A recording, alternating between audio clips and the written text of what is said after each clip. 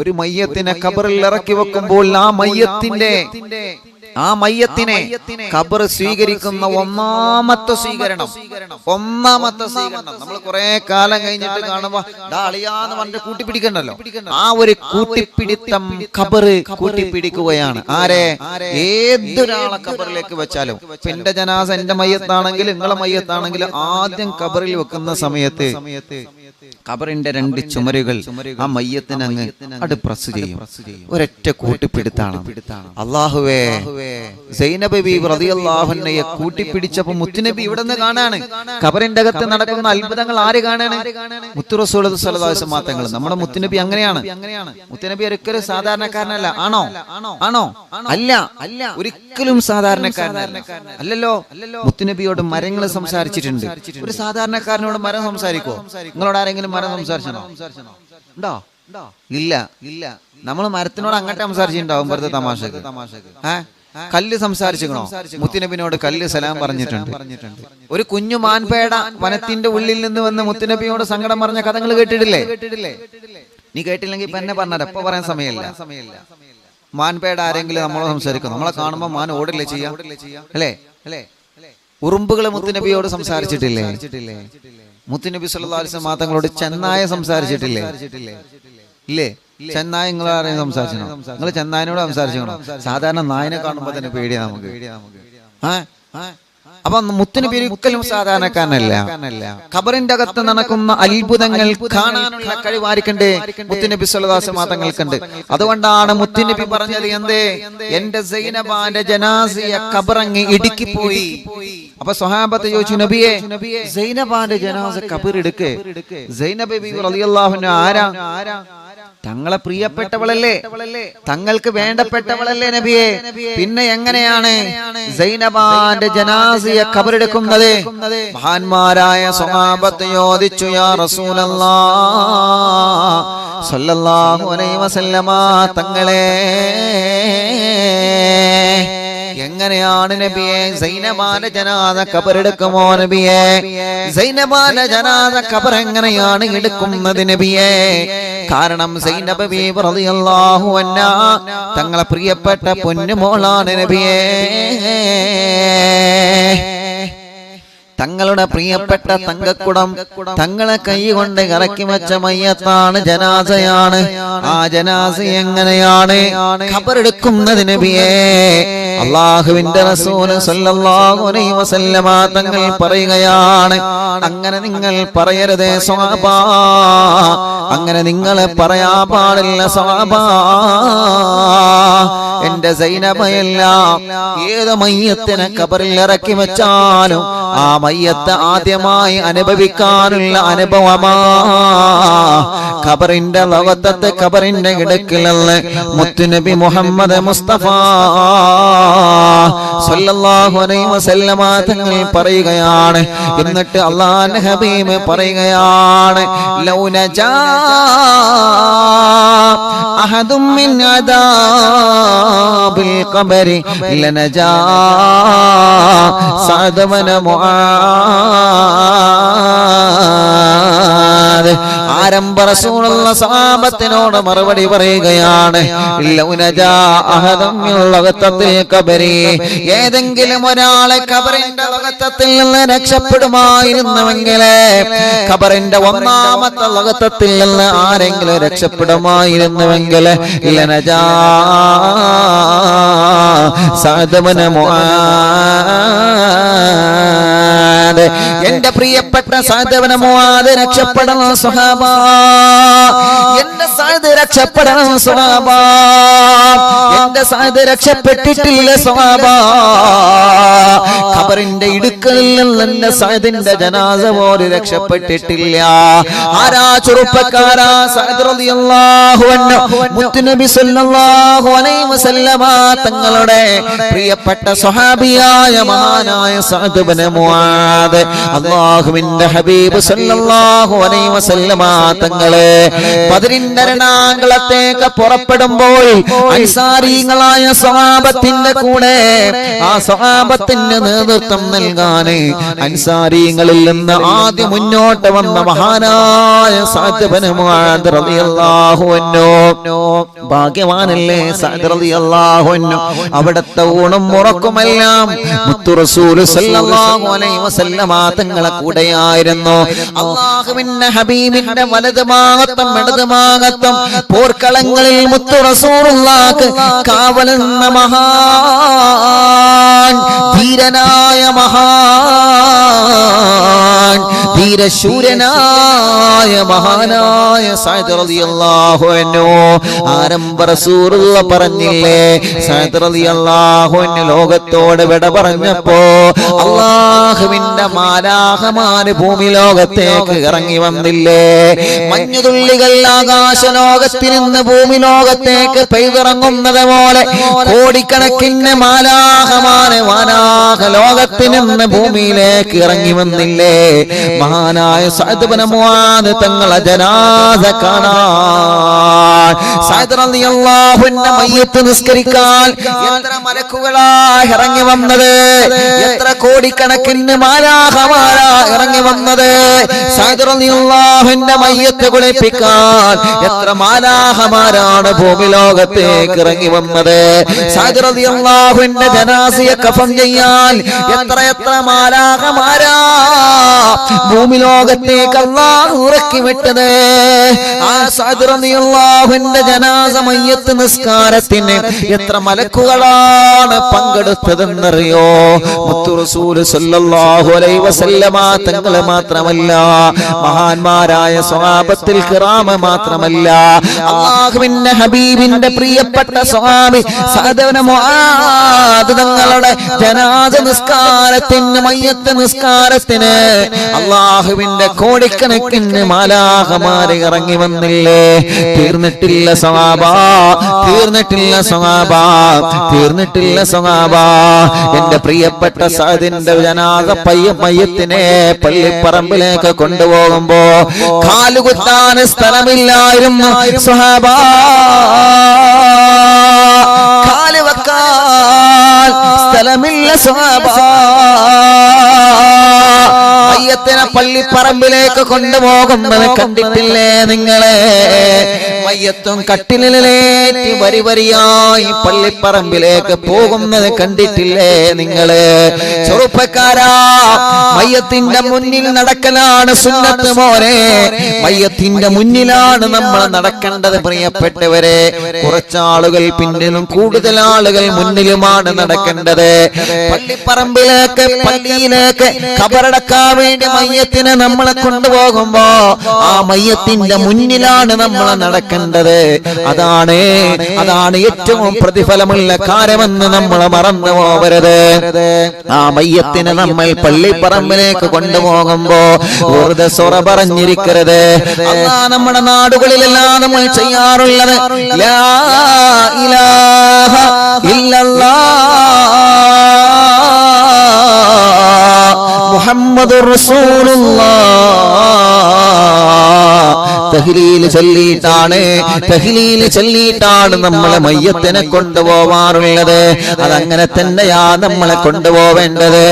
അല്ലാഹുവിന്റെ ഹബീബ് സല്ലല്ലാഹു അലൈഹി വസല്ലമ തങ്ങൾ സഅദ് ഇബ്നു മുആദ് റളിയല്ലാഹു അൻഹു ജനാസയെ അല്ലാഹ് പള്ളിയിലേക്ക് കൊണ്ടുപോകുമ്പോ മുത്തുനബി കാലിങ്ങനെ കൊക്കിച്ചാടി നടക്കുകയാണ്. കാലിങ്ങനെ എടുത്ത് വെച്ചിങ്ങനെ നടക്കുന്നത് കണ്ടപ്പോ സ്വഹാബത്ത് ചോദിച്ചു, നബിയേ എന്താണ് റസൂലേ, അവിടുത്തെ കാലിന് എന്ത് പറ്റി നബിയേ? സാധാരണ തങ്ങള് ശരിക്കും നടക്കാറുണ്ടല്ലോ. ഈ മയ്യത്തിനെ കൊണ്ടുപോകുമ്പോ എന്തിനാണ് നബിയെ നിങ്ങൾ ഇങ്ങനെ ചാടി ഒരു കാലങ്ങോട്ട് ഒരു കാലിങ്ങോട്ട് കാലുകൾ മാറ്റി വെച്ച് നടക്കുന്നത് എന്തിനാണ് നബിയെ? ആരംഭ റസൂൽ നബി മുഹമ്മദ് മുസ്തഫ ഉറക്കെ ചൊല്ലി പ്രിയപ്പെട്ടവരെ, നബി മുഹമ്മദ് മുസ്തഫ. പുറത്ത് നല്ല മഴ പെയ്യുകയാണ്. ആ മഴയുടെ ശബ്ദത്തിനേക്കാളും നമ്മുടെ ഈ സ്വലാത്തിന്റെ ശബ്ദം മദീനയിലെത്തട്ടെ. ചെറുപ്പക്കാരാ, മക്കളെ ചൊല്ലിയേ നബി മുഹമ്മദ് മുസ്തഫ. പരിശുദ്ധ റമളാനിലെ വെള്ളിയാഴ്ചയാണ്. ഉറക്കെ ചൊല്ലു മക്കളെ, നബി മുഹമ്മദ് മുസ്തഫ സല്ലല്ലാഹു അലൈഹി വസല്ലം. ഒന്നുകൂടി ഉറക്കെ, നബി മുഹമ്മദ് മുസ്തഫ സല്ലല്ലാഹു അലൈഹി വസല്ലമ തങ്ങള് അല്ലാഹുവിന്റെ ഹബീബ് സ്വഹാബത്തിനോട് മറുപടി പറയുകയാണ്. സ്വഹാബാ, ഞാൻ എന്തിനാണ് കാലിങ്ങനെ എടുത്ത് ചാടി നടക്കുന്നത്? എന്തിനാണെന്നറിയോ സ്വഹാബാ? ആ ചതിവങ്ങളുടെ ജനാസ പള്ളിപ്പറമ്പിലേക്ക് കൊണ്ടുപോകുമ്പോ ഒരുപാട് മാലാഖമാർ ആ ജനാസയെ അനുഗമിക്കാ പങ്കെടുത്തിരുന്ന സ്വഹാബാ. കോടിക്കണക്കിന് മലക്കുകളെ സഅദ് തങ്ങളുടെ ജനാസ പള്ളിപ്പറമ്പിലേക്ക് കൊണ്ടുപോകുന്ന സമയത്ത് നമ്മളെ കൂടെ നമ്മളെ കാണാത്ത മാലാഖമാര് കൊണ്ടായിരുന്നു സ്വഹാബാ. ആ മലക്കുകളെ ഞാൻ ചവിട്ടണ്ടായെന്ന് കരുതിയിട്ടാണ് കാല് അങ്ങോട്ടും ഇങ്ങോട്ടും എടുത്ത് വെച്ച് നടക്കുന്നതെന്ന് സ്വഹാബത്തിനോട് പറയുകയാണ് മുത്തു റസൂലേ നബി മുഹമ്മദ് മുസ്തഫ സല്ലല്ലാഹു അലൈഹി വസല്ലം. മനസ്സിലാക്കൂ പ്രിയപ്പെട്ടവരെ, അത്രയും വലിയ ഭാഗ്യം ലഭിച്ച സ്വഹാബിയാണ് മഹാനായ സഅദ് ഇബ്നു മുആദ്. അല്ലാഹുവിന്റെ മാലാഖമാരെ സഅദ് തങ്ങളെ മയ്യത്തിനെ പൊതിഞ്ഞില്ലേ? ആ മാലാഖമാരെ സഅദ് തങ്ങളുടെ ജനാസ നിസ്കാരത്തിൽ പങ്കെടുത്തില്ലേ? അല്ലാഹുവേ, അത്രയും വലിയ ഭാഗ്യവാനായ സഅദ് റളിയല്ലാഹു അൻഹു ലൗ നജാ അഹദും മിൻ വഖത്തിൽ ഖബരി ലനജാ സഅദ് ഇബ്നു മുആദ്.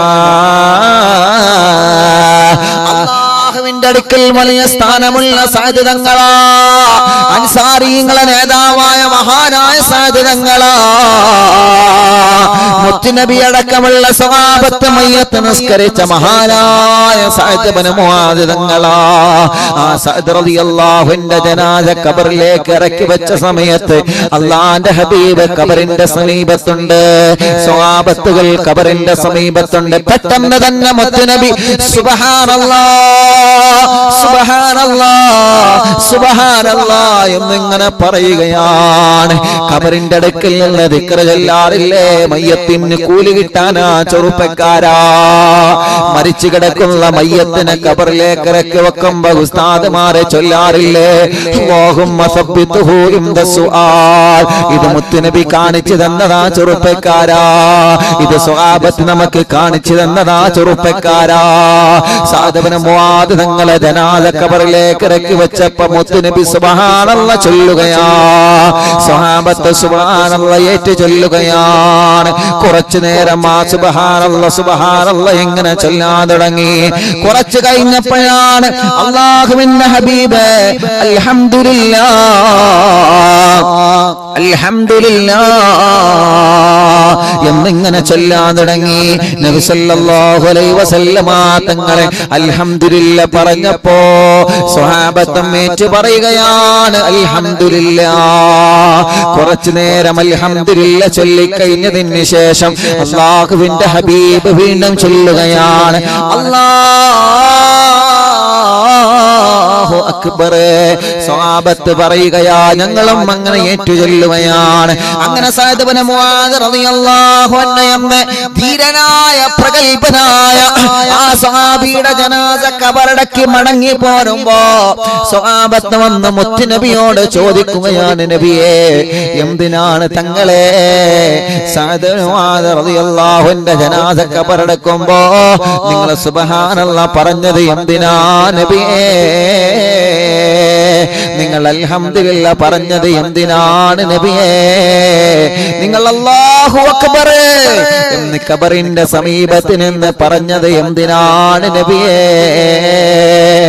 ആരംഭ റസൂലുള്ളാഹ് പറഞ്ഞ മറുപടി എന്തെന്നറിയോ? മനസ്സിന്റെ അകത്ത് കുറിച്ചു വെക്കൂ ചെറുപ്പക്കാരാ. എന്റെ അറിവിൻ നിലാവ് നോട്ട്ബുക്ക് എന്ന പുസ്തകത്തിൽ ഈ ചരിത്രം എഴുതി വെക്കൂ പെങ്ങളെ. മുത്ത് മുത്തുനബി സ്വഹാബത്തിനോട് പറയുകയാണ്, എന്റെ സഅദ് മോന്റെ ജനാസ ഖബറിലേക്ക് ഇറക്കി വെച്ച സമയത്ത് ഓരോ മൂടുകല്ല് ആ ഖബറിന്റെ മുകളിൽ വെച്ചില്ലേ, ഓരോ മൂടുകല്ല് വെച്ച് സഅദ് റളിയല്ലാഹു അൻഹു ഖബറിലേക്ക് അടക്കം ചെയ്തപ്പോ എന്റെ സഅദിന്റെ ജനാസയെ, എന്റെ സഅദിന്റെ ശരീരത്തെ മയ്യത്തിനെ ഖബറിന്റെ രണ്ട് ചുമരുകൾ അങ്ങ് ഇടുക്കിപ്പോയി സ്വഹാബ. എന്റെ സഅദിന്റെ ജനാസയെ ഖബറിന്റെ രണ്ട് ചുമരുകൾ വന്നിട്ട് അങ്ങ് ഇടുക്കിപ്പോയി സ്വഹാബ. ആ രണ്ട് ചുമരുകൾക്കിടയില് എന്റെ പ്രിയപ്പെട്ട സഅദ് മോന്റെ ജനാസ ഇടുങ്ങുന്നത് ഞാൻ കണ്ടുപോയി മക്കളെ, ഞാനത് കണ്ടുപോയി സ്വഹാബ. എന്റെ സഅദിന്റെ ജനാസയെ ഖബറെടുക്കുന്ന രംഗം ഞാൻ കണ്ടുപോയി സ്വഹാബ. എന്റെ സഅദിന്റെ ജനാസയുടെ വാരിയല്ലുകൾ കൂട്ടിമുട്ടുന്ന ശബ്ദം ഞാൻ കേട്ടുപോയി സ്വഹാബ. എന്റെ സഅദ് മോന്റെ ജനാസയെ ഖബറിന്റെ ചുമരുകൾ പ്രസ് ചെയ്യുന്നത് ഞാൻ കണ്ടുപോയി സ്വഹാബ.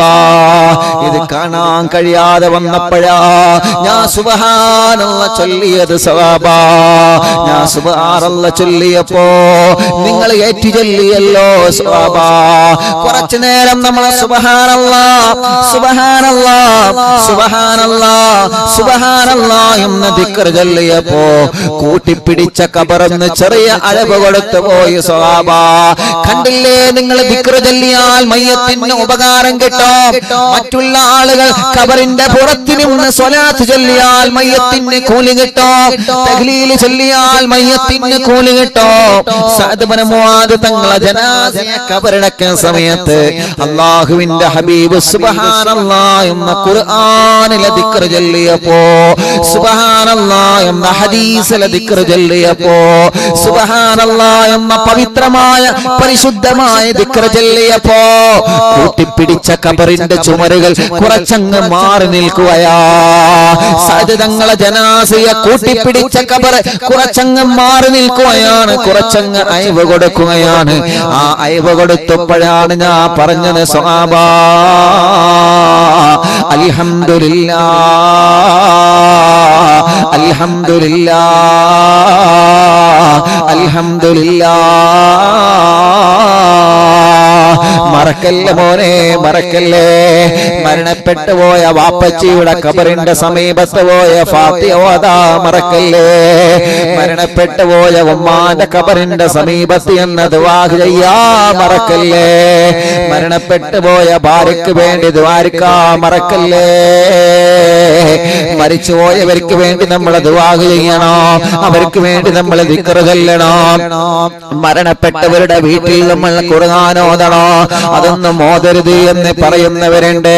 അവർക്കിത് അറിയാത്തത് കൊണ്ടാണ്, ഈ ചരിത്രങ്ങളെല്ലാം അവര് മനസ്സിലാക്കാത്തത് കൊണ്ടാണ്. അവരും പഠിക്കട്ടെ, അവരും ചെയ്യട്ടെ, അവരും അല്ലാഹുവിന്റെ റസൂലിന്റെ ജീവിത ചരിത്രം അവര് പഠിച്ചെടുക്കട്ടെ.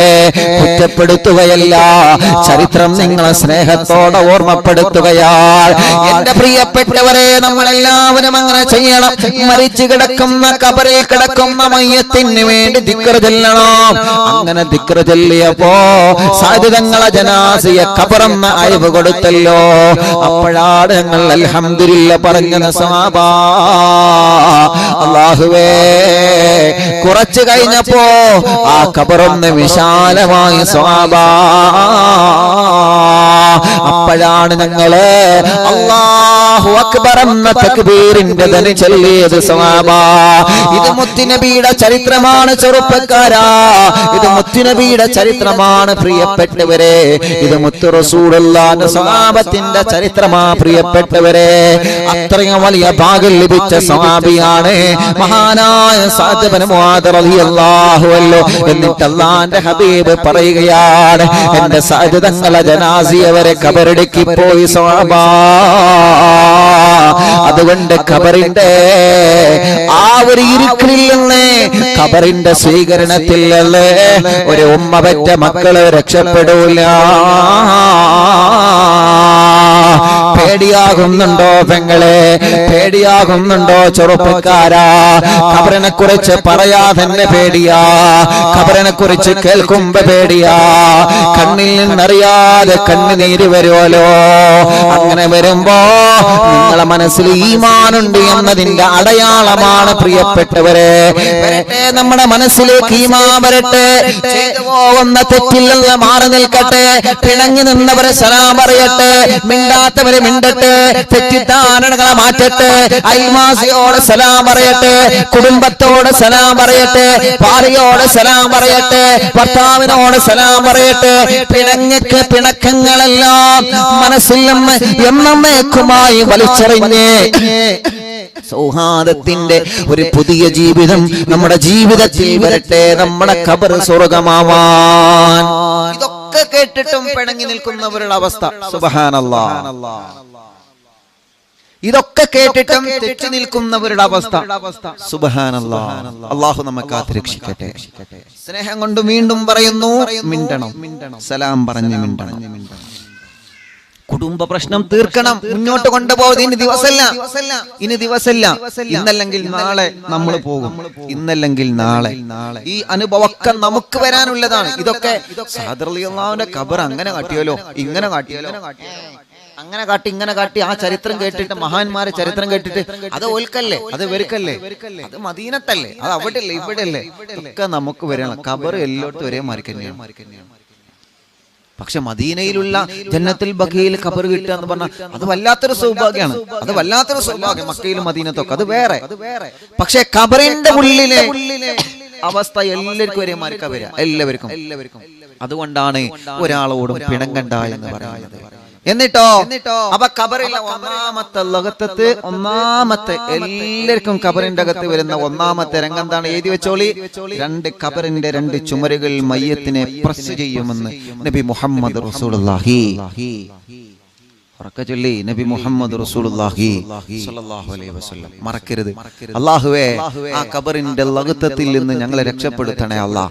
അപ്പൊ ഖബറിന് അങ്ങനെ ഒരു ലഗത്തത്ത് വരുമെങ്കിൽ ആ ലഗത്തത്തിൽ നിന്ന് രക്ഷപ്പെടാൻ ഒരു മാർഗമുണ്ട്. എന്താണ് ആ മാർഗം?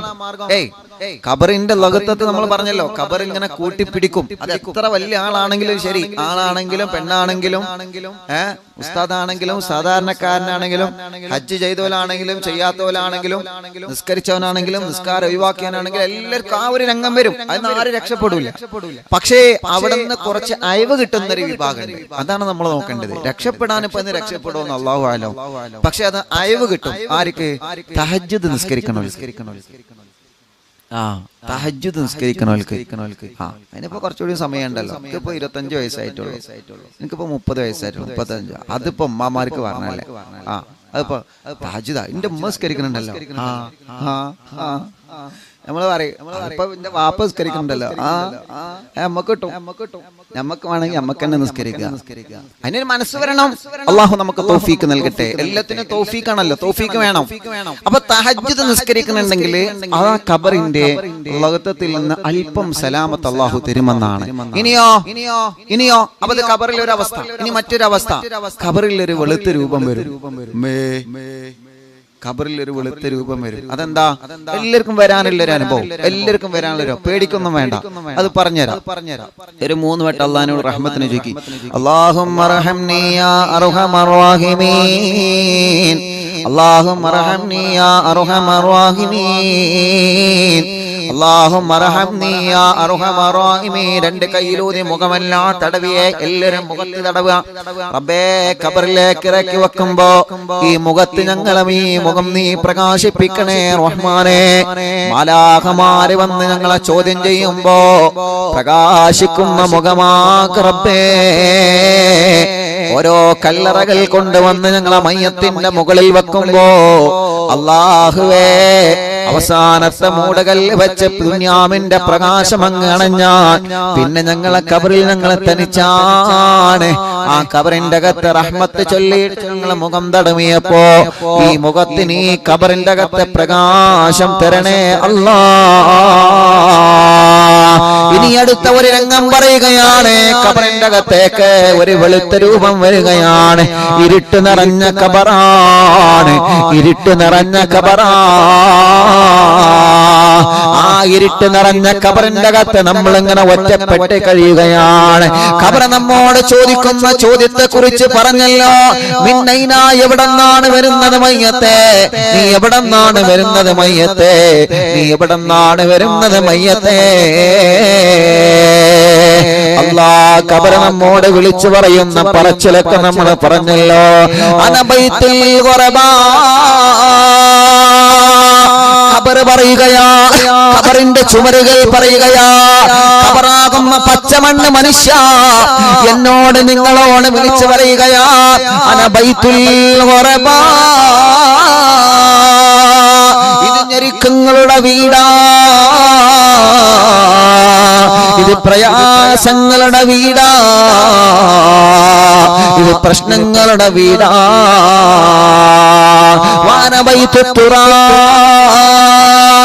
ഇന്നലെ വരെ നിന്റെ വീട്ടിന്റെ അകത്ത് നീ താമസിച്ചിരുന്നേ, നോക്കു മോനെ, ആ ചുമരന്ന് തൊട്ട് നോക്കൂ മോനെ, ഇത് മണ്ണാണ് മോനെ, ഇത് അസ്സല് മണ്ണാണ് മോനെ. നിന്റെ ശരീരത്തെ പടച്ച മണ്ണ്, നിന്റെ ശരീരം എവിടെന്നാണോ പടച്ചത് അവിടേക്കാ നിങ്ങളെ മടക്കമെന്ന് നബി മുഹമ്മദ് മുസ്തഫ സല്ലല്ലാഹു അലൈഹി വസല്ലമ തങ്ങളെ പഠിപ്പിക്കുകയാണ്. നമ്മുടെ ശരീരത്തെ ഏത് നാട്ടിലെ മണ്ണിൽ നിന്നാണോ പടച്ചത് ആ നാട്ടിലെ മണ്ണിലേക്ക് തന്നെയാ നമ്മുടെ മടക്കമുള്ളത്. ഒരുപാട് ആളുകളെ ജനാസ വിദേശ രാജ്യങ്ങളിൽ മറവ് ചെയ്യപ്പെട്ടിട്ടുണ്ടല്ലോ. കൊറോണ കാലത്ത് മരണപ്പെട്ട് പലരെയും പല ഭാഗങ്ങളിലായിട്ടാണ് മരണപ്പെട്ട് ഖബറടക്കിയത്. അവര് അവിടുത്തെ മണ്ണ് കൊണ്ടാ പടക്കപ്പെട്ടത്, അവര് അവിടുത്തെ മണ്ണ് കൊണ്ടാ സൃഷ്ടിക്കപ്പെട്ടത്. മക്കയിലെ മയ്യത്ത് ഖബറടക്കപ്പെട്ട ആളുകളുണ്ടല്ലോ, മക്കയിലെ മണ്ണ് കൊണ്ടാണ് അവരെ പടക്കപ്പെട്ടത്. ഏത് രാജ്യത്തെ ഏത് ഭൂമിയിലെ മണ്ണ് കൊണ്ടാണ് ഒരു മനുഷ്യനെ പടച്ചത്? അല്ലാഹുവിന്റെ ഹബീബ് പറയുകയാ, ആ മണ്ണിലേക്ക് തന്നെയാ മക്കളെ നിങ്ങളെ മടക്കമുള്ളത്. ആ മണ്ണ് മാറിയിട്ട് ഒരാളെയും ഖബറടക്കൂല, ആ മണ്ണ് മാറിയിട്ട് ഒരാളെയും ഖബറടക്കൂല. എന്റെ പ്രിയപ്പെട്ട പുന്നാര ഉമ്മ 4 വർഷത്തോളമായി പത്തപ്പെരിയത്തെ പന്തപ്പള്ളിയുടെ ഖബർസ്ഥാനിൽ കിടക്കുകയാ. എന്റെ ഉമ്മാനെ സൃഷ്ടിച്ചത് അവിടത്തെ മണ്ണ് കൊണ്ടാണ്. ഏതൊരു നാട്ടിലെ മണ്ണിലാണോ നമ്മൾ കിടക്കുന്നത് ആ നാട്ടിലെ മണ്ണ് കൊണ്ടാണ് നമ്മളെ പടക്കപ്പെട്ടത്. എന്റെ വാല് കേൾക്കുന്ന ഉമ്മമാരെ, എന്റെ വാല് കേൾക്കുന്ന ബാപ്പമാരെ, നിങ്ങളെ എവിടത്തെ മണ്ണ് കൊണ്ടാണോ പടച്ചത് ആ മണ്ണിലേക്ക് നിങ്ങളെ എത്തിപ്പെടുകയുള്ളൂ എന്ന് മറക്കല്ലേ. എന്നെ ഏത് നാട്ടിലെ മണ്ണ് കൊണ്ടാണോ പടച്ചത് ആ നാട്ടിലെ മണ്ണിലേക്കാണ് ഞാൻ മരിച്ചാൽ അല്ലാഹു എന്നെ കൊണ്ടുപോകുന്നത്. അതിനൊരു അവസരം അല്ല ഏതെങ്കിലും ഭാഗത്തിലൂടെ ഒരുക്കി തരാ. അല്ലാഹുവിന്റെ ഹബീബ് സല്ലല്ലാഹു അലൈഹി വസല്ലമ തങ്ങളെ നടന്നു വരുന്ന സമയത്ത് സ്വഹാബത്ത് ഖബർ കുഴിക്കുകയാണ്. മുത്തുനബി ചോദിച്ചു, ആരാണ് മരിച്ചത് മക്കളെ? സ്വഹാബത്ത് പറഞ്ഞു, നബിയേ, അന്യനാട്ടിൽ താമസിക്കുന്ന ഒരാള്, അന്യനാട്ടുകാരനായ ഒരാൾ ഇവിടെ വന്ന് താമസിക്കുന്നുണ്ട് നബിയേ.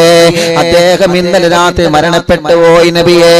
അല്ലാഹുവിന്റെ ഹബീബ് ഉടനെ തന്നെ പറഞ്ഞ മറുപടി എന്തെന്നറിയോ? അത് അന്യനാട്ടുകാരനാണെങ്കിലോ ആ പ്രിയപ്പെട്ട ചെറുപ്പക്കാരനെ പടച്ചത് ഈ മണ്ണ് കൊണ്ടാ സാവാ. അതുകൊണ്ടാണ് ഈ മണ്ണിലേക്ക് തന്നെ ആ ചെറുപ്പക്കാരനെ മടക്കിയത് സ്വഹാബാ. അല്ലാഹുവേ, അതുകൊണ്ടാണ് ഖബർ പറയുകയാണ്, അന ബൈത്തുൽ വഹദാ അന ബൈത്തുൽ തുറാബ്. തൊട്ടു നോക്കൂ മയ്യത്തെ, 2 ഭാഗത്തും മണ്ണാണ്. എന്നിട്ട് പറയുകയാണ്, അന ബൈത്തുൽ വഹദാ, ഇത് ഏകാന്തതയുടെ വീടാ, ഇത് തനിച്ച് കിടക്കേണ്ട ഭവനമാ, ഇത് തനിച്ച് കിടക്കേണ്ട ഭവനമാ, ഇത് തനിച്ച് കിടക്കേണ്ട ഭവനമാ.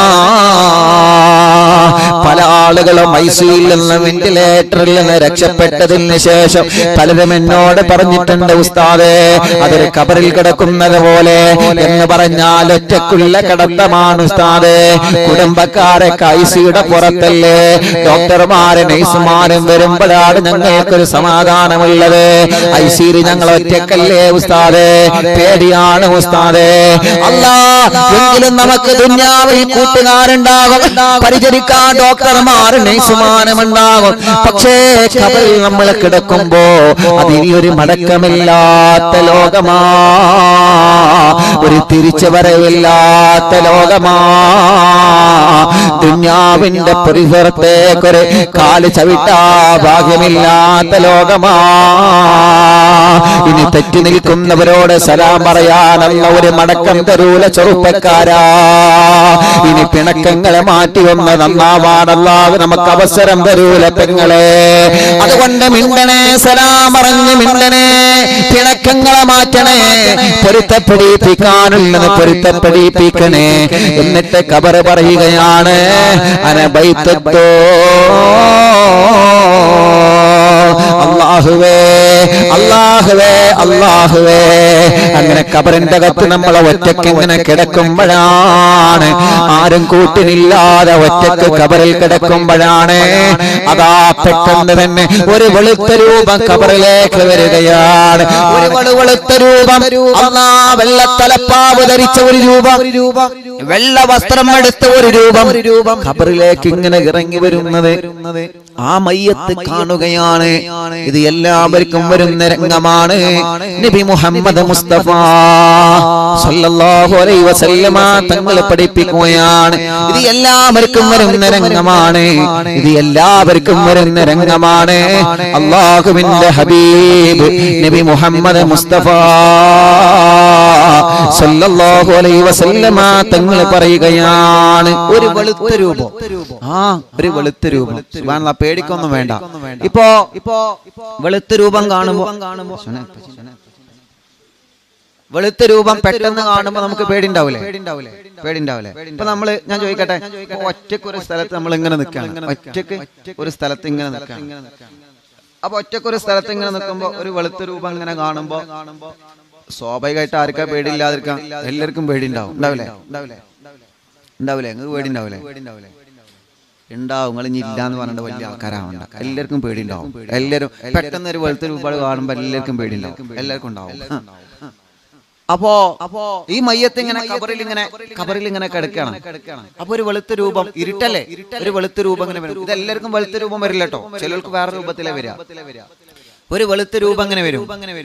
അപ്പൊ നമ്മളിങ്ങനെ, അല്ലാഹ്, ആരാ റബ്ബേ, ആരാണ് മന്നൻസ്, നിങ്ങൾ ആരാണ് നിങ്ങള്, നമ്മൾ ചോദിക്കാണ്. ഇതൊക്കെ ഖബറിൽ വരുന്ന രംഗാട്ടോ, ഇതൊക്കെ ഖബറിൽ നമുക്ക് അനുഭവിക്കാനുള്ളതാണ്. നിങ്ങൾ ആരാ? അല്ലാഹുവേ അല്ലാഹുവേ അല്ലാഹുവേ. ആ സമയത്ത് ആ വെളുത്ത രൂപം പറയുകയാണ്, നീ പേടിക്കണ്ട, നീ പേടിക്കണ്ട, നീ പേടിക്കണ്ട.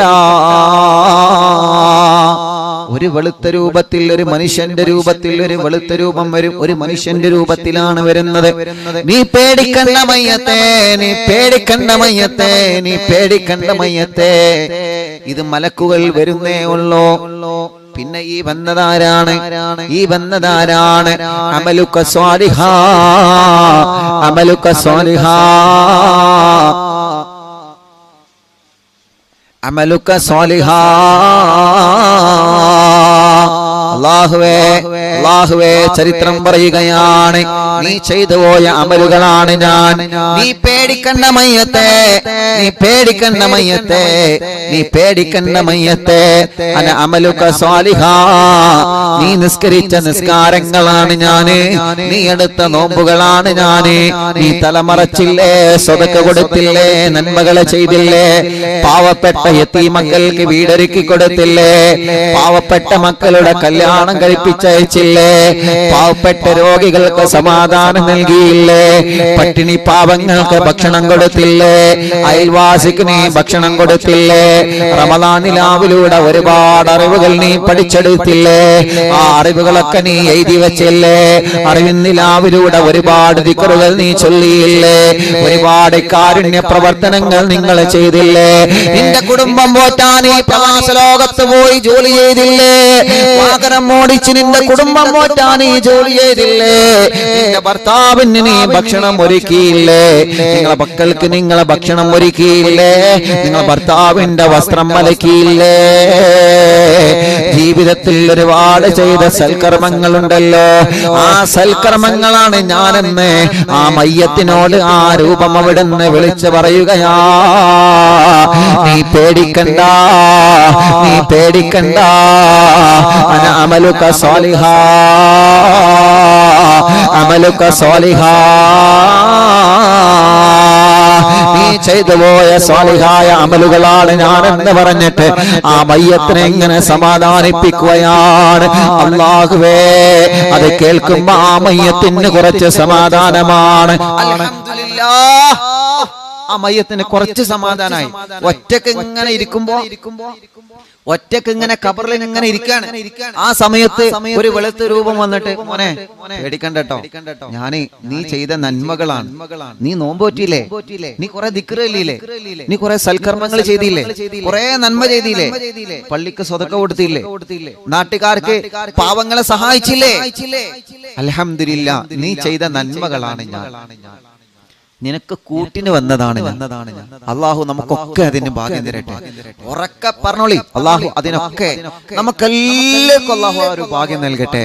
ഖബറിൽ വരുന്ന ഒരു അനുഭവം, നമ്മൾ ചെയ്ത നന്മകൾ ഒരു മനുഷ്യ രൂപത്തിൽ ഖബറിൽ വന്നിട്ട് നമ്മളോട് പറയാണ്, അന അമലുക സാലിഹാ, നീ ചെയ്ത സൽക്കർമ്മങ്ങളാണ്. ഇപ്പോഴാണ് കുറച്ച് സമാധാനം, കുറച്ചിട്ടോ ബാക്കി വരുന്നുള്ളേ, കുറച്ച് സമാധാനം എപ്പോഴാണ്? അൽഹംദുലില്ലാ, ഒരാളെങ്കിൽ ഒരാള് കൂട്ടിനുണ്ടല്ലോ. നമ്മൾ ഇങ്ങനെ ഒറ്റപ്പെടുന്ന സമയത്ത് ഇപ്പൊ ഒരു ഉദാഹരണം പറയണം. ഒരു ചങ്ങായി ബൈക്കുമ്പൊന്ന് വേണം, ഒന്ന് ആക്സിഡന്റ് ആയി. ആക്സിഡന്റ് ആയപ്പോ എല്ലാരും ആരെന്നോട് പോവാൻ പറഞ്ഞേ? ആരെന്നോട് പറഞ്ഞത്? എനിക്ക് എന്റെ കണ്ണ് മോത്തല്ലേ? എല്ലാരും കണ്ണ് മോത്ത തന്നെയാണ്, പക്ഷെ അതൊരു ചോദ്യമാണ്. എന്റെ കണ്ണ് മോത്തല്ലേ, എനിക്ക് എന്താ കാണൂലേനോ, എനിക്കെന്തേ ഒന്ന് സൈഡ് കൊടുത്തൂടേനോ? ഇപ്പൊ അല്ലെങ്കിൽ ആക്സിഡന്റ് ആയി കുത്തിരിക്കുകയാണ്. എന്നിട്ട് അതിന്റെ ഇടയിൽ കൂടെ ഈ തെങ്ങുമ്മ കയറിയിട്ട് തെങ്ങുമെന്ന് പാമ്പിനെ കണ്ട എങ്ങനെ ഉണ്ടാവും? ചാടാൻ പറ്റുമോ? തെങ്ങുമെന്ന് ഏതാനും പറ്റില്ല, അങ്ങനെ കീഞ്ഞ് ഇറങ്ങാൻ പറ്റുള്ളൂ. തെങ്ങുമ്പോ ഒരാളെ കയറി നേരെ മേലെത്തിയപ്പോ മേലൊരു പാമ്പ്, എന്തായിക്കാരം അവന്റെ അവസ്ഥ? നിങ്ങളൊന്ന് ആലോചിച്ച് നോക്കി. ചാടാൻ പറ്റുമോ? ഒരിക്കലും ചാടാൻ പറ്റും. കീഞ്ഞ് ഇറങ്ങാൻ ഓന് ധൈര്യം വരുമോ? കാരണം എന്താ, പാമ്പ് മേലല്ലേ, വല്ലാത്ത ബേജാറല്ലേ. അപ്പൊ ബേജാറായവനെ പിന്നെ ബേജാറാക്കരുത്, ഓനെ സമാധാനിപ്പിക്കുക. സാരല്ലടാ, ആക്സിഡന്റ് അതൊക്കെ എല്ലാവരുടെ ജീവിതത്തിലും വരുന്നതാണ് എന്ന് പറഞ്ഞിട്ട് നാളെ ആക്സിഡന്റ് ആയിക്കോ, മറ്റന്നാളും ആക്സിഡന്റ് ആയിക്കോ, അങ്ങനെ പറഞ്ഞ സമാധാനിപ്പിക്കല്ലേ വേണ്ടത്. അങ്ങനെയല്ല, അതിന് സമാധാനം, അതിന് ആക്കല് എന്നാ മലപ്പുറം ഭാഷയിൽ പറയാം, ആക്കുക എന്ന് പറയും. നിങ്ങളെ നാട്ടിൽ എന്താ പറയാ അറിയില്ല. അപ്പൊ നമ്മൾ പറയണേ, ഒന്ന് സമാധാനിപ്പിക്കുക, സാരല്ല, ഇതല്ലേ പറ്റിയിട്ടുള്ളൂ, അൽഹംദുലില്ലാ. അല്ലാതെ നേരെ ഓന്റെ മുന്നോട്ട് സുബ്ഹാനല്ലാഹ്, ഈ രോഗം വന്നുകൊണ്ടാണ് കഴിഞ്ഞ ആഴ്ച നമ്മളെ കുഞ്ഞായ്മ മരിച്ചത്. ആ രോഗിന്റെ അടുക്കൽ നിന്നാണ്ട്, റബ്ബേ തലക്ക് വേദന ഉണ്ട്, നല്ല വേദന, ഇവിടെ വേദന ഉണ്ടോ, ഇപ്പുറത്തുണ്ടോ, ഇപ്പുറത്ത് വേദന ഉണ്ടെങ്കിൽ ശ്രദ്ധിക്കണം കേട്ടോ. മറ്റേ നാസർ മരിച്ച എങ്ങനെയാണ്, മറ്റേ കുഞ്ഞുപ്പ മരിച്ച എങ്ങനെയാണ്, മറ്റേ കുഞ്ഞാള് അങ്ങനെയാണ് ഓള് മരിച്ചത്. ഓനെ ചെന്ന് പിന്നെ ഓല് മരിക്കാൻ ഒന്നും വേണ്ടി വരില്ല. അങ്ങനെ ആവരുത്, അങ്ങനെയല്ല സമാധാനിപ്പിക്കണ്ടേ. സാരല്ല, അത് പ്രശ്നമാക്കല്ലേ. ഒക്കെ ജീവിതം എന്ന് പറഞ്ഞാൽ എങ്ങനെയാണ്, കുറെ സങ്കടം ഉണ്ടാവും, കുറെ ടെൻഷൻ ഉണ്ടാവും, കുറെ അപകടം ഉണ്ടാവും. വണ്ടി ആവുമ്പോ തട്ടും, വണ്ടി ആകുമ്പോ തട്ടുമുട്ടലൊക്കെ ഉണ്ടാവും. അത് എല്ലാം പോയി തട്ടിച്ചാനും നിൽക്കണ്ട, അതല്ല പറഞ്ഞത്. അപ്പൊ ഒന്ന് സമാധാനിപ്പിക്കുക. ഇനി ശ്രദ്ധിക്കണം, ഇനി ശ്രദ്ധിച്ചു പോകണം, ഇനി പതുക്കെ പോകണം, ഇനി നല്ലോണം ശ്രദ്ധിക്കണം. വാഹനം ഓടിക്കുമ്പോൾ ഡ്രൈവ് ചെയ്യുമ്പോൾ മൊബൈൽ ഉപയോഗിക്കരുത്, ഇനി ശ്രദ്ധിക്കണം. ഹെൽമെറ്റ് ധരിക്കണം. ഇനിയിപ്പോ എല്ലാവരും ശ്രദ്ധിച്ചോളും, കാരണം ക്യാമറ എല്ലാ സ്ഥലത്തും എത്തിക്കണം. ഇനിയിപ്പോ എല്ലാവരും ഓട്ടോമാറ്റിക് ആയിട്ട് ശ്രദ്ധിച്ചോളും. എത്ര ആൾക്കാരുണ്ടോ ഓലൊക്കെ ഹെൽമെറ്റ് ഇട്ടോളും, കാരണം ക്യാമറകൾ പണി തരാൻ തുടങ്ങിക്കണം. അതുകൊണ്ട് എല്ലാരും നല്ലോണം ശ്രദ്ധിക്കണം. അപ്പൊ പറഞ്ഞ വിഷയത്തിലേക്ക് തന്നെ വരിക. അപ്പൊ ഒരാളെ സമാധാനിപ്പിക്കുമ്പോ അതൊരു സമാധാനം, അത് മറക്കാൻ കഴിയില്ല നമുക്ക്. അത് മറക്കാൻ ഒറ്റപ്പെട്ട സമയത്ത് ഒരാൾ നമ്മളെ ഹെൽപ്പ് ചെയ്യാണ്ടെങ്കിലോ ഓനെ നമുക്ക് ജീവിതത്തിൽ മറക്കാൻ പറ്റൂല. എല്ലാരും ഒറ്റപ്പെടുത്തി, എല്ലാരും ഒറ്റപ്പെടുത്തുമ്പോ ഒരാൾ വന്നിട്ട് ബേജാറാവണ്ട, എന്റെ കൂടെ ഞാൻ ഉണ്ട്, അത് പോരെ, എന്തിനാ ടെൻഷൻ ആവണ്ട, ഒറ്റക്കല്ല, ഞാനുണ്ട് എന്റെ കൂടെ, നിങ്ങൾ ഒറ്റക്കല്ല, ഞാനും എന്റെ കൂടെ, എന്റെ കൂടെ എല്ലാത്തിനും ഞാൻ നിൽക്കാം. അൽഹംദുലില്ലാ. ഓന് കൂടെ നിന്നില്ലെങ്കിലും വേണ്ടില്ല. ചിലപ്പോ നമ്മളതെല്ലാം വരുമ്പോ വരുമ്പോ ഈ ധൈര്യം നടാ എന്റെ ഇപ്പൊ ഞാൻ ഉണ്ട്, അതൊരു സമാധാനമാണ്. ചിലപ്പോ ഓടി വരുമ്പോ പാഞ്ഞിന് മുമ്പ് പാഞ്ഞിണ്ടാവും, അത് വേറെ. പക്ഷെ ആ വാക്കൊരു സമാധാനമാണ്. ആ വാക്ക് അൽഹംദുലില്ലാ ഞാൻ അങ്ങനെ പറഞ്ഞല്ലോ, എനിക്കൊന്ന് തന്നില്ലെങ്കിലും വേണ്ടില്ല, എന്നോട് അങ്ങനെ ചോദിച്ചല്ലോ, എന്റെ അവസ്ഥ കണ്ടിട്ടൊന്ന് ചോദിച്ചല്ലോ, അൽഹംദുലില്ലാ. ഇതേ പ്രകാരമാണ് ഖബറിൽ മയ്യത്ത് ഇങ്ങനെ കിടക്കുമ്പോഴേ മലക്കുകൾ വരാൻ നിൽക്കണുള്ളൂ. അതിന്റെ മുമ്പ് ഈ വെളുത്ത രൂപം വന്നിട്ട് പറയാണ്, പേടിക്കണ്ട കേട്ടോ, ഞാൻ ഉണ്ട് കൂടെ. അപ്പൊ ആരാ? ഞാൻ ഇജ്ജ് ചെയ്ത ഇജ്ജ് നിസ്കരിച്ചില്ലേ? ആ നിസ്കാരമാണ് ഞാൻ. ഇജ്ജ് നോമ്പെടുത്തില്ലേ? ഇജ്ജ് തലമറച്ചില്ലേ? ഇജ്ജ് സ്വതക്ക ചെയ്തില്ലേ?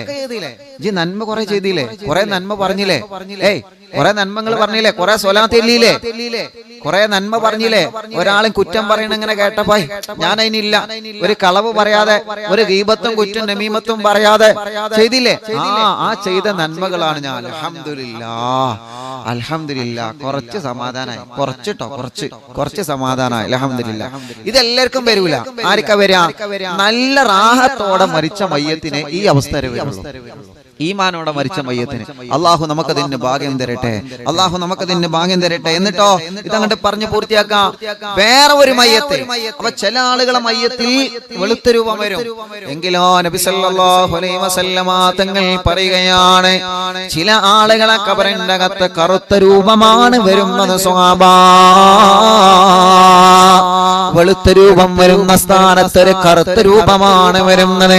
അല്ലെങ്കിൽ ഇരുട്ടാണ് ഖബറിന്റെ അകത്ത് ഇട്ടാണ്. ആ ഇരുട്ടത്തൊരു കറുത്ത രൂപം ചില ആളുകളുടെ ഖബറിലേക്ക് ഇറങ്ങി വരുന്നതാണ്. സ്വഹാബാ, കാണുമ്പോ തന്നെ പേടിയാണ്. സ്വഹാബാ, കാണുമ്പോ തന്നെ പേടിയാണ്. സ്വഹാബാ, ആരാണ് നീ? ആരാണ് നീ? ആരാണ് നീ? എവിടെ നിന്നാണ് വരുന്നതെന്നാ മയ്യത്ത് ചോദിക്കുകയാണ്. ഒരു പേടിപ്പെടുത്തുന്ന രൂപം ഖബറിലേക്ക് ഇറങ്ങി വരികയാ. ഒരു പേടിപ്പെടുത്തുന്ന രൂപം അതാ ഖബറിലേക്ക് ഇറങ്ങി വരികയാ. പച്ചമണ്ണാകുന്ന ഖബറിലേക്ക് ഒരു കറുത്ത രൂപം ഇറങ്ങി വരുമ്പോ, അല്ലെങ്കിൽ ഖബറിന്റെ അകത്ത് ഒറ്റപ്പെട്ട് പേടിച്ചിരിക്കുന്ന നമ്മളെ ആ രൂപത്തിനോട് ചോദിക്കുകയാണ്, ആരാണ് നീ? ആരാണ്? എന്തിനാണ് എന്റെ അടുക്കൽ വന്നത്? ആ രൂപം വന്നിട്ട് നമ്മളെ പേടിപ്പിക്കുമെന്നാ ആ രൂപം വന്നിട്ട് നമ്മളോട് പറയുകയാണ്, നീ അനുഭവിക്കടാ, നീ അനുഭവിക്കുമോനെ, നീ അനുഭവിക്കമയ്യത്തെ, നീ അനുഭവിക്കമയ്യത്തെ.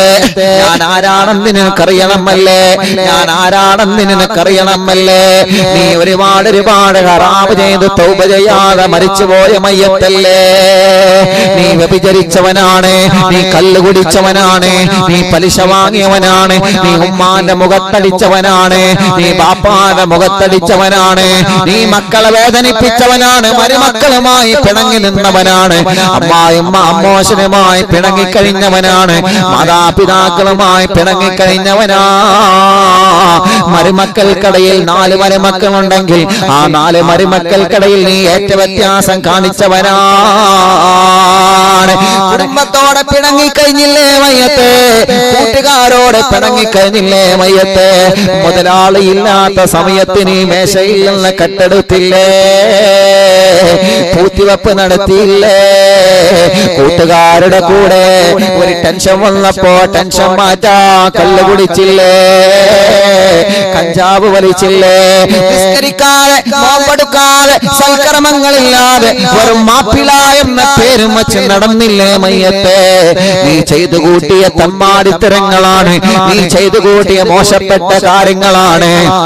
നീ സോഷ്യൽ മീഡിയയിലൂടെ വിളിച്ചു പറഞ്ഞതൊക്കെ നീ മറന്നുപോയോ മയ്യത്തെ? നീ എത്ര ആളുകളെയാ കുറ്റം പറഞ്ഞത്? നീ എത്ര ആളുകളെയാ ഗീബത്ത് പറഞ്ഞത്? നീ എത്ര ആളുകളെയാ കുറവാക്കി പറഞ്ഞത്? എത്ര ആളുകളെയാ നീ വശമാക്കിയത്? എത്ര ആളുകളെയാ നീ പരിഹാസവാക്ക് പറഞ്ഞത്?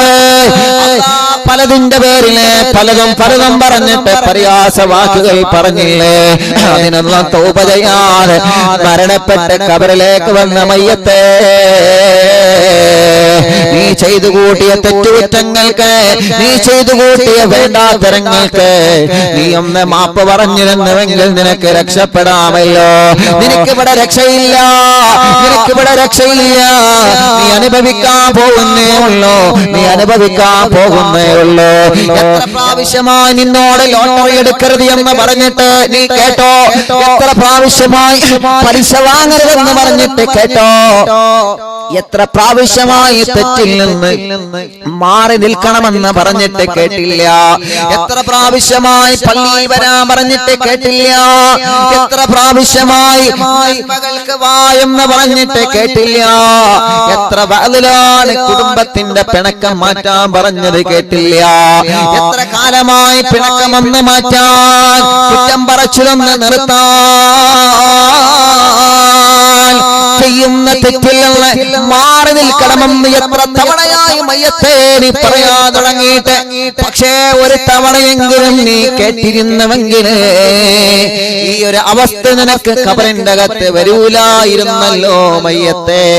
പക്ഷേ നീ കേട്ടില്ലല്ലോ. നീ എപ്പോഴും നിന്റെ കൂട്ടുകാരുടെ കൂടെ കുപ്പി പൊട്ടിക്കാൻ പോയില്ലേ? ഇത് അവസാനത്തതാണെന്ന് പറഞ്ഞിട്ട് എത്ര റമളാൻ നിന്റെ ജീവിതത്തിൽ വന്നു, എത്ര അവസരങ്ങൾ അല്ലാഹു നിന്റെ മുമ്പിൽ കൊണ്ടുതന്നു, അതെല്ലാം നീ കൈവടിഞ്ഞില്ലേ മയ്യത്തെ?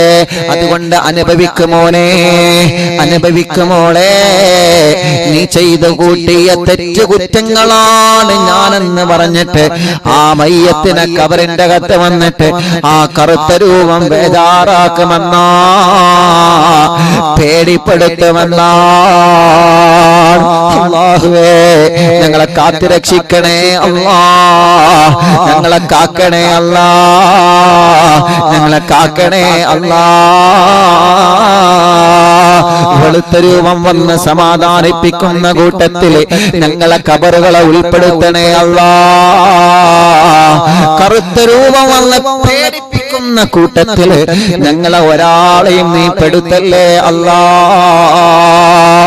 അല്ലാഹുവേ, പരിശുദ്ധമായ റമളാൻ മാസത്തിലെ ഉച്ചക്ക് ളുഹ്ർ നിസ്കാരം കഴിഞ്ഞാ 1, 2, 2.5, 3 മണിക്കൂർ റമളാനിലാവിന്റെ ഇൽമ പറയുന്ന മജ്ലിസിൽ ഇരുന്ന്, സ്വലാത്ത് ചൊല്ലുന്ന മജ്ലിസിൽ ഇരുന്ന് ഈ അറിവുകൾ കേൾക്കുന്നതും എഴുതി വെക്കുന്നതും സ്വലാത്ത് ചൊല്ലുന്നതും എല്ലാം നാളെ ഞങ്ങൾ ഖബറിൽ കിടക്കുമ്പോ ആ ഖബറിലേക്ക് ഒരു വെളിച്ചമായിട്ട് എത്തിച്ചു തരണേ അല്ലാ.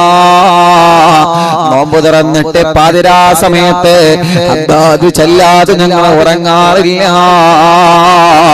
മടവൂർ ശൈഖുനാന്റെ തവസ്സുൽ ബൈത്ത് ചൊല്ലാതെ ഞങ്ങൾ ഉറങ്ങാറില്ല. അല്ലാഹുവേ, ഞങ്ങളെ മരണപ്പെട്ട് ഖബറിൽ കിടക്കുമ്പോ അതൊക്കെ ഞങ്ങളെ ഖബറിലേക്കുള്ള വരുമാനമായി എത്തിച്ചു തരണേ അല്ലാ. അതുകൊണ്ട് ജീവിതത്തിൽ ഒരുപാട് നന്മകൾ വർദ്ധിപ്പിക്കുക, ജീവിതത്തിൽ ഒരുപാട് സൽക്കർമ്മങ്ങൾ വർദ്ധിപ്പിക്കുക. പിന്നെ നമ്മുടെ ജീവിതത്തിൽ ഒരുപാട് സദഖകൾ, ഒരുപാട് നല്ല നല്ല കാര്യങ്ങൾ വർദ്ധിപ്പിക്കുക. പ്രിയപ്പെട്ട ബാപ്പമാരെ, ഒരുപാട് നന്മകൾ നമ്മുടെ ജീവിതത്തിൽ വർദ്ധിപ്പിക്കുക.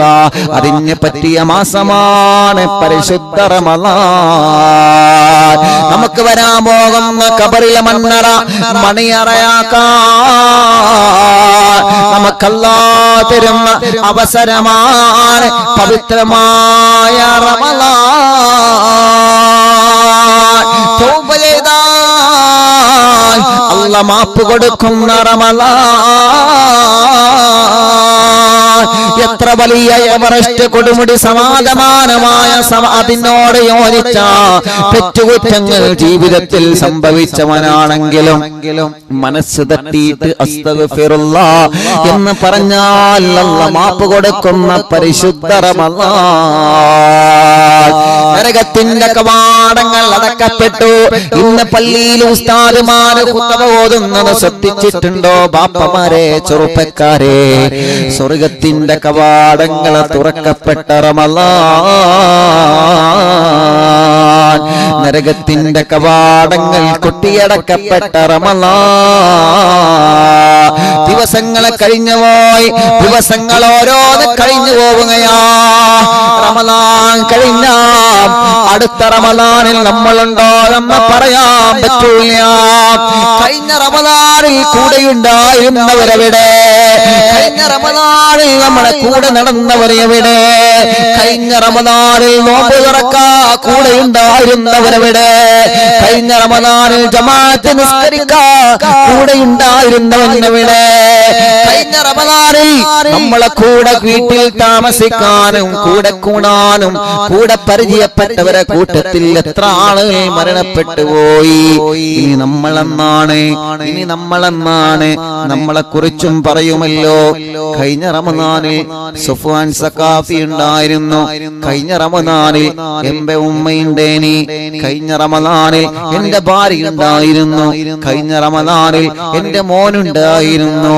ഈ റമദാൻ അവരില്ലാത്ത റമദാനാ, അവരില്ലാത്ത റമദാനാ. ഒരു കാലത്ത് നമ്മളെ കുറിച്ചും പറയും. അതുകൊണ്ട് കിട്ടുന്ന അവസരം നമ്മൾ ഉപയോഗപ്പെടുത്തണം, റബ്ബിന്റെ മുമ്പിൽ ഉപയോഗപ്പെടുത്തണം. അല്ലാഹു നമുക്കതിന് തൗഫീഖ് തരട്ടെ, അല്ലാഹു നമുക്കതിന് തൗഫീഖ് തരട്ടെ.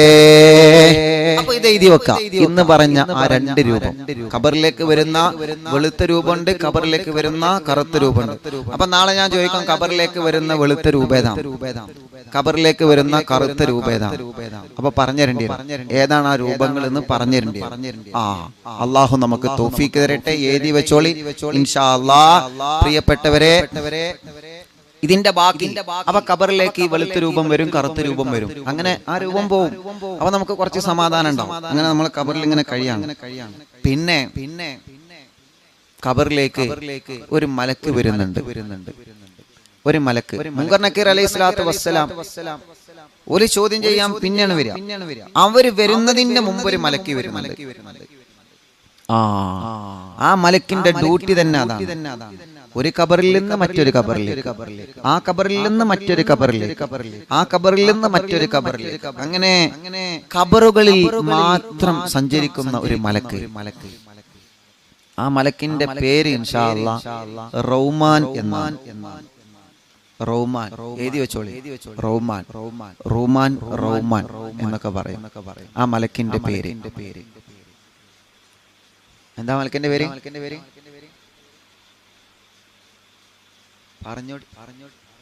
റൗമാൻ. ഖബറിൽ വരുന്ന മലക്കിന്റെ പേരാണ് റൗമാൻ. എല്ലാരെ ഖബറിലും വരും, എല്ലാരെ ഖബറിലും വരും.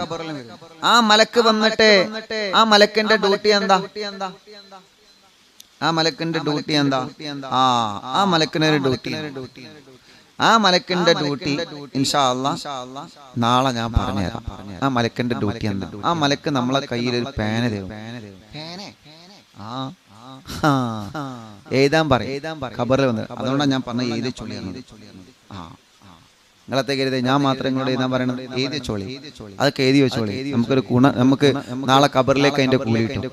ഞാൻ അതൊക്കെ എഴുതി വെച്ചിട്ടാ പറയണം. നിങ്ങൾ ഇങ്ങനെ പറയും മൂലർക്ക് അവിടെ നിന്ന് ഇങ്ങനെ അങ്ങോട്ട് ഇങ്ങോട്ടായിട്ട് ഇങ്ങനെ പറഞ്ഞാൽ മതി, എഴുതിക്കോളി എഴുതിക്കോളി. ഇതൊക്കെ ഞങ്ങളെ ഇടങ്ങാറാണ്. ഇതൊക്കെ ഞാൻ എഴുതി വെച്ചിട്ട് നിങ്ങളോട് പറഞ്ഞു തരുന്നത്. മറ്റിങ്ങനെ മൂപ്പരവിടെ കസേരയിൽ അങ്ങനെ ചാരി ഇരുന്നാണ്ടേ അങ്ങനെ ചവിട്ടിലും കൈ വെച്ച് അങ്ങനെ പറഞ്ഞാൽ മതി, എ സി ഇട്ട് അങ്ങനെ പറഞ്ഞാൽ മതി. പറയാൻ നല്ല സുഖമൊന്നുമില്ല. അതൊക്കെ എഴുതി വെച്ചിട്ട് തന്നെ പറഞ്ഞു തന്നെ. ഒക്കെ നോക്കി ഹദീസും കാര്യങ്ങളൊക്കെ നോക്കി വെച്ച് എല്ലാം റെഡിയാക്കിയിട്ട് എല്ലാം എഴുതി വെച്ചിട്ടാ പറഞ്ഞത്. അപ്പോ നിങ്ങൾ എന്ത് ചെയ്യാ? അതൊക്കെ എഴുതി വെക്കാം കേട്ടോ. അതെല്ലാം എഴുതി വെക്കാം. എല്ലാരും ഇൻഷാ അല്ലാഹ് എല്ലാരും എഴുതി വെക്കണം. നാളെ ആ മലക്ക് വന്നിട്ട് ആ മലക്കിന്റെ ഡ്യൂട്ടി എന്താണെന്നുള്ളത് നാളെ പറയും കേട്ടോ. ആ മലക്കിന്റെ ഡ്യൂട്ടി എന്താണ് എന്നുള്ളത് ഇൻഷാ അല്ലാഹ് നാളെ പറയും. നല്ലതുപോലെ ശ്രദ്ധിച്ചിരിക്കണം.